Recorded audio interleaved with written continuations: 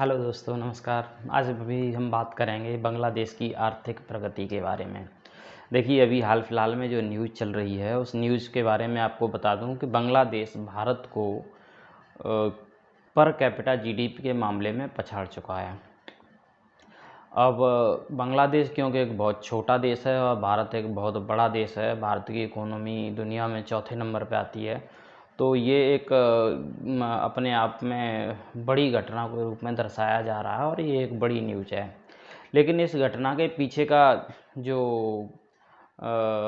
वक्तव्य है उसके बारे में आपको थोड़ा बताना चाहूँगा। देखिए, बांग्लादेश ने ये कमाल कोई एक दिन में नहीं दिखा दिया है और नहीं कोई ऐसा है कि ऐसा कुछ अचानक हो गया और लोगों को पता नहीं था। मैंने इससे पहले भी करीब 1 साल पहले एक वीडियो बनाया था जिसमें बांग्लादेश की आर्थिक प्रगति के बारे में बताया गया था और बताया था कि बांग्लादेश बहुत ही तीव्र गति से विकास कर रहा है। अब बांग्लादेश क्या है कि एक छोटा देश है। बांग्लादेश की पॉपुलेशन 12-13 करोड़ के आसपास है और भारत की पॉपुलेशन 135 करोड़ के आसपास है। तो उसके हिसाब से जो है ना, नहीं आप तुलना कर सकते पॉपुलेशन के हिसाब से, लेकिन एक जीडीपी पर कैपिटा जो पॉइंट है उस पर तुलना की जा सकती है और जिसमें बांग्लादेश ने एक अच्छी प्रगति की है। आज से महज 5 साल 6 साल पहले तक बांग्लादेशी नागरिकों को दुनिया के सबसे इलिटरेट, सबसे गरीब नागरिकों में गिना जाता था। लेकिन बांग्लादेश ने पिछले 10 साल में जो प्रगति की स्टार्टिंग की और अभी पिछले 5 साल के भीतर भीतर जो चमत्कार करके दिखाया है, उसके लिए उसकी सराहना करनी पड़ेगी। अब इस प्रगति के पीछे एक जो सबसे बड़ा हाथ है, जो बड़े बड़े पॉइंट्स हैं उनके बारे में मैं बताना चाहूँगा। देखिए, बांग्लादेश 3 ओर से भारत से घिरा हुआ है, चौथी ओर उसके समुद्र है, बहुत छोटी सी सीमा उसकी म्यांमार से लगती है। इस वजह से बांग्लादेश को अपनी सिक्योरिटी के ऊपर बहुत कम खर्च करना पड़ता है। ये किसी भी राष्ट्र की प्रगति के लिए बहुत आवश्यक होता है। भारत को एक बहुत बड़ा हिस्सा अपने देश की सिक्योरिटी के ऊपर खर्च करना पड़ता है। अच्छा, अब मैं एक अगला पॉइंट बताता हूँ। भारत में डेमोक्रेसी लगभग 70 साल से चालू है और यहाँ पर बहुत तरह के मानवाधिकार संगठन, बहुत तरह के पर्यावरणीय संगठन, अनेक तरह के संगठन हैं जो विकास में एक बड़ी बाधा हैं, जो मानव विकास को प्रोत्साहित तो करते ही हैं, लेकिन जो इंडस्ट्रियल डेवलपमेंट है उसमें बड़ी बाधाएं पैदा करते हैं। जैसे हमारे यहाँ पर पर्यावरण क्लियरेंस लेना किसी भी उद्योग के लिए एक बहुत बड़ी समस्या है।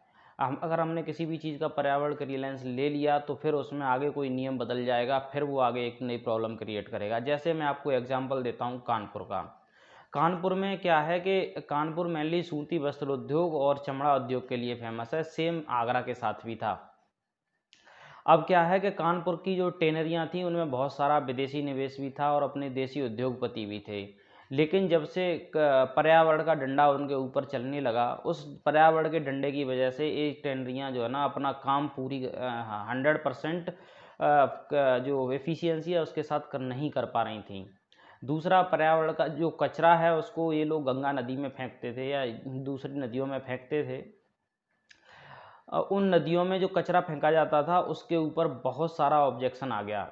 इस ऑब्जेक्शन की वजह से धीरे धीरे टेनरियों पर बहुत तरह के राजनीतिक प्रशासनिक दबाव आने लगे और ये टेनरियाँ अपने लिए विकल्प खोजने लगीं। इनमें से अधिकांश जो मालिक हैं इन्होंने बांग्लादेश की ओर रुख किया है। ये एक साबित हो चुका है, मतलब बांग्लादेश के इस डेवलपमेंट में भारत का भारी योगदान है। दूसरा, सेम कहानी सूती वस्त्र उद्योग के साथ हुई है। कानपुर और जो ना यूपी का जितना भी सूती वस्त्र उद्योग था और बंगाल इधर का जो सूती वस्त्र उद्योग था उनमें से अधिकांश बांग्लादेश में ट्रांसफ़र हो गया। उसके पीछे सबसे बड़ा रीज़न जो रहा वो रहा हमारा जो पर्यावरण डिपार्टमेंट है उसके द्वारा चलाया गया डंडा। पर्यावरण डिपार्टमेंट हर चीज़ में टांग अड़ा देता है, लेकिन वो देश में फैली हुई गरीबी की ओर ध्यान नहीं देता है। अगर तुम इतने ही पर्यावरणविद हो तो फिर देश के लोगों को रोज़गार भी प्रदान करो। दूसरी सबसे बड़ी बात है श्रम कानून। भारत में ऐसे ऐसे श्रम कानून हैं जिनका असलियत में श्रमिकों को हकीकत में कोई फ़ायदा नहीं मिलता है।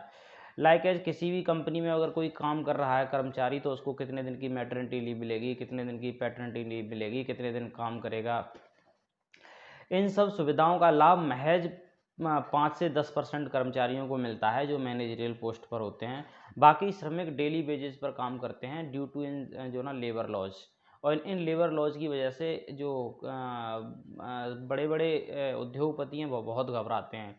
देखिए हमारे देश में इस लेवल पर बेरोजगारी फैली हुई है कि कोई भी आदमी कम से कम लेबर पर काम करने को आपको मिल जाएगा।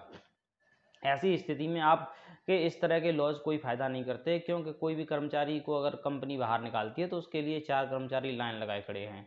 ऐसी स्थिति में बेटर ये है कि सरकार ये सुविधाएं इंश्योरेंस के माध्यम से या खुद प्रोवाइड करे। जैसे पूरे के पूरे उत्तर प्रदेश में, बिहार में, नॉर्थ इंडिया रीजन में स्वास्थ्य सुविधाएं इतनी ख़राब हैं जितनी कि आप जो ना एक अन्य प्रदेश साउथ और गुजरात और एमपी, सॉरी, कर्नाटक, तमिलनाडु, इन प्रदेशों का आदमी तो उम्मीद भी नहीं कर सकता। मैं तमिलनाडु, गुजरात और महाराष्ट्र, इन प्रदेशों में गया हूँ। वहाँ पर सरकारी सुविधाएं, मेडिकल की सुविधाएं इतनी अच्छी हैं कि अगर कोई गरीब आदमी उन हॉस्पिटल्स में जाता है तो स्पेशली तमिलनाडु में तो स्वास्थ्य सुविधाओं का अंबार है, उसको प्राइवेट में दवाई लेने की ज़रूरत ही नहीं है।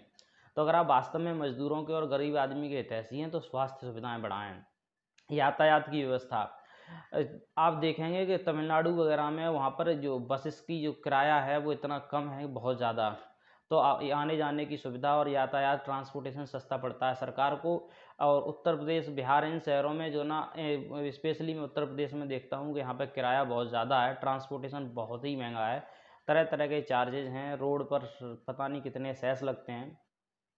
तो अगर सरकार को मजदूरों का, आम पब्लिक का भला करना है तो सरकार इन क्षेत्रों में बीड़ा उठाए, जो उधर से टैक्स आता है वो इन लोगों पर खर्च करे बजाय के उद्योगपतियों के। इसकी वजह से सूती वस्त्र उद्योग पूरा चला गया। यही सेम कहानी आगरा में जितने भी उद्योग लगे हुए थे उनके साथ हुआ। आगरा में एक TTZ नाम की जो व्यवस्था है उसमें ताजमहल ट्रॉपिकल जोन, ताजमहल के आसपास का एक बहुत बड़ा एरिया है जिसमें कोई उद्योग नहीं, कोई जो ना पर्यावरण, कोई भी उद्योग लगता है उसके लिए पर्यावरण क्लियरेंस चाहिए। इसकी वजह से न तो यहाँ का एयरपोर्ट डेवलप हो पा रहा है, न कोई धुएं वाली इंडस्ट्री लग पाती हैं, पुरानी इंडस्ट्री जो थी वो बंद हो गई। और यही बड़े बड़े इंडस्ट्रियल रूट थे। आगरा ऐसे मेन इंडस्ट्रियल रूट पे स्थापित है, अगर इसको ठीक से डेवलप किया जाए तो ये दिल्ली को टक्कर दे सकता था। लेकिन आज की डेट में आगरा एक महज छोटा सा टाउन बन के रह गया है जहाँ पर आपको रोज़गार के नाम पर ठेंगा है और कुछ नहीं है। तो ये सब इंडस्ट्री, इसी तरह से फिरोजाबाद का कांच उद्योग था। ड्यू टू गवर्नमेंट की लचर प्रशासनिक व्यवस्था और कम सेवाएं उपलब्ध कराने की वजह से पूरा का पूरा कांच उद्योग उठकर बांग्लादेश चला गया। तो ये सब चीज़ें सिर्फ मैं जो उत्तर प्रदेश का एरिया है उसकी बता रहा हूँ आपको, बाकी पूरे देश से भी सभी जगह से बांग्लादेश में बहुत सारे उद्योग उठकर चले गए। बांग्लादेश ने क्या किया कि बांग्लादेश ने जो लेबर कानून थे, लेबर कानूनों में को इतना ढीला कर रखा है वहाँ पर अगर कोई भी कोई प्रॉब्लम हो जाती है तो उसके लिए सरकार जिम्मेदार है, उद्योगपति जिम्मेदार नहीं। जब बांग्लादेशी सरकार से इस बारे में पूछा गया तो बांग्लादेशी सरकार ने कहा आपको विकास की और गरीबी दूर करने की कुछ तो कीमत चुकानी पड़ेगी। बांग्लादेश, हाँ, कह सकते हैं कि ये कानून गलत है, लेकिन इससे जो बांग्लादेश ने प्रगति पाई है उसके सामने उसकी जो गलतियां हैं वो छिप जाती हैं। दूसरा, बांग्लादेश ने चाइना, अमेरिका, सिंगापुर, इन देशों के साथ संपर्क स्थापित किए और इन देशों के बड़े बड़े उद्योगपति जो भारत में पैसा लगाते थे उन्होंने वहाँ पे भारी मात्रा में पैसा लगाया। सूती वस्त्र उद्योग, चमड़ा उद्योग, उसके साथ साथ अभी जो IT सर्विसेज डेवलप हो रही हैं, पहले जो कॉल सेंटर वाला काम इंडिया में चलता था वो ये सारा बांग्लादेश, फिलीपींस उठ के उधर चला गया है। IT सर्विसेज के मामले में भी बांग्लादेश कुछ ही दिनों में भारत को टक्कर देने लग जाएगा। आप इसमें आश्चर्य मत कीजिए, जबकि भारत जो ना पूरे विश्व में इस मामले में अग्रणी है अभी तक। अब आपको क्या क्या सेक्टर गिना दिए, एक तो डिफेंस सेक्टर में उसको खर्च नहीं करना पड़ता है, दूसरे भारत की कानून व्यवस्था, प्रशासन व्यवस्था की वजह से बहुत सारे उद्योग चले गए। लेबर बहुत सस्ती है बांग्लादेश में, बहुत ज़्यादा सस्ती लेबर है। सस्ता श्रम होने की वजह से क्या है ना, जो श्रम प्रधान उद्योग हैं स्पेशली बांग्लादेश में वही गए हैं, जिनमें मैं आपको बता चुका हूँ। सूती वस्त्र उद्योग, जूता उद्योग एंड चमड़ा उद्योग, ये सभी श्रम प्रधान उद्योग हैं जो बांग्लादेश में चले गए हैं और अब IT इंडस्ट्री वहाँ पर पहुँचने वाली है।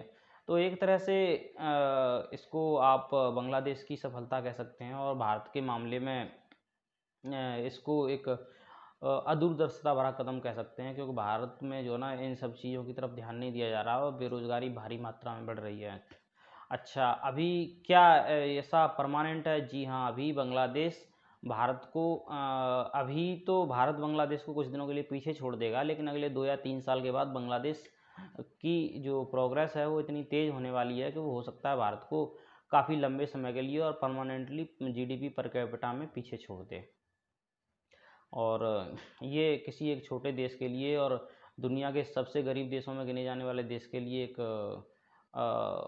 अच्छी बात है और भारत को भी इसे, भारतीय सरकार को, भारतीय नागरिकों को इस संबंध में सोचना चाहिए कि हम अपने देश की कैसे प्रोग्रेस कर सकते हैं, यहाँ पर कैसे उद्योग धंधे लगा सकते हैं। जय हिंद, जय भारत।